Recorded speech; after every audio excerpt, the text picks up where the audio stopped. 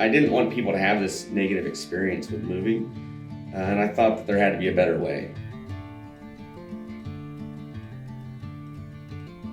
So I grew up just loving to be outside, and that led me to go to college for biology. And then I thought I wanted to be a physician. Between my junior and senior year of college, I followed around a pediatric oncologist and just watched kids with cancer all day long, and decided that I would change career paths. So I loved being outside growing up, always just liked being outside, and I eventually came to K-State, came to Kansas for graduate school, and I got a PhD in biology there. So my wife and I graduated, we're on a high, and we got married right after she graduated, and so we were newlyweds. We decided what every newlywed should do, that we would move across the country. So we moved down to Florida, and when we moved down there, we'd signed up to have a full service move, so all of our items would be placed in the house in each room where we needed them. We didn't know anyone there, we didn't have to worry about that.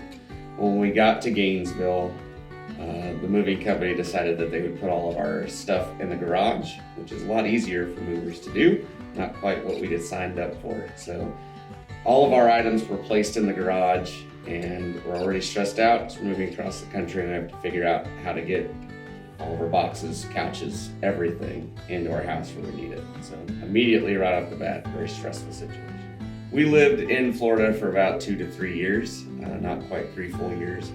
And we loved Florida. It's a great place to visit, but it wasn't for us. We're both from the Midwest. We worked our whole lives to get PhDs, and we had them, and everything was coming together.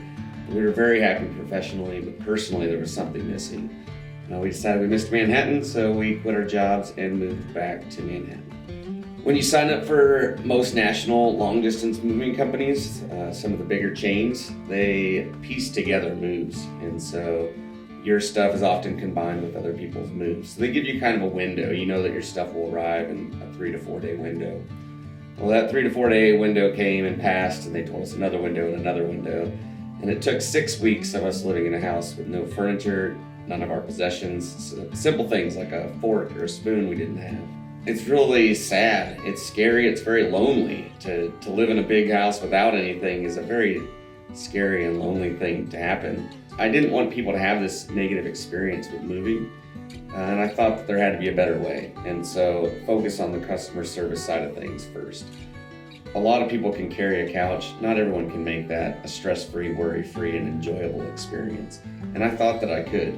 So we started out a little company that wasn't really a company at the time, just kind of helping people with the moving process. And then those people started to tell their friends, and their friends started to tell their friends. And so eventually the phone was ringing, and we were able to book moves almost every single day. And so then I realized maybe there was more. And so that's kind of when I took the leap of faith and started Flint Hills Moving. I learned a long time ago that you can't really plan out the future, but you can always enjoy where it takes you, right? And I think part of that is, I got a PhD in biology, and now I'm an entrepreneur in Manhattan, and I think that's a really cool thing. So I'm excited to see where the future takes us, how the community continues to grow, how the business continues to grow, and just seeing the impact that we make in Manhattan continue to get bigger, better.